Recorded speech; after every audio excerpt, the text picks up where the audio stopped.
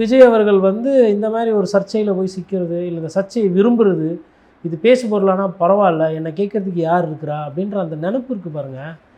அரசியல்வாதியாக முழுசாக மாறுறதுக்கு முன்னாடியே இப்படி அப்படின்னா, இப்போ நாளைக்கு இவர் ஒரு முதலமைச்சராக இருக்கார், இல்லை இவர் அதிகாரத்தில் இருக்காருன்னா, இவர் யாருமே எதுவுமே கேட்க முடியாது. நிதர்சனமான உண்மை அதுதான். பணம் கட்டணும், இன்கம் டேக்ஸ் நோட்டீஸ் கொடுத்தா கட்ட முடியாது. கார் வாங்குவேன், அதுக்கு வரி கட்டணும்னா கட்ட முடியாது. என்ன பண்ணுவோம்? கோர்ட்டுக்கு போவோம். கோர்ட்டு சொன்னாலும் நான் கட்ட முடியாது, நான் மேல் கோர்ட்டு போவேன். அதுக்கப்புறம் கோர்ட்டு எதுனா ஒரு கருத்து சொல்லிச்சுன்னா அதை இந்த கருத்து திருப்பி வாங்குறதுக்கு மறுபடியும் வழக்காடு மன்றம் போவேன். அதுக்கப்புறம் வந்து கரூரில் வந்து இறப்பாங்க, ஆனால் அவங்கள போய் நான் வீட்டில் பார்க்க மாட்டேன். அவங்கள வந்து என்னை வந்து அவங்க பார்க்கணும். தூய்மை பணியாளர்கள் சாலையில் போராட்டம் பண்ணுவாங்க, அவங்கள கூப்பிட்டு நான் வீட்டில் பார்ப்பேன். அப்புறம் அந்த மக்களுக்கு வந்து கருத்தே சொல்லாமல் 3 நாள் மௌனியாக இருப்பேன். அப்புறம் பழியை தூக்கி வேறு யார் மேலேனா போடுவேன். அதுக்கப்புறம் வந்து என்னோடய தொண்டர்கள் வந்து எப்பயுமே காலக்கேயர்கள் மாதிரி தான் நடந்துக்குவாங்க.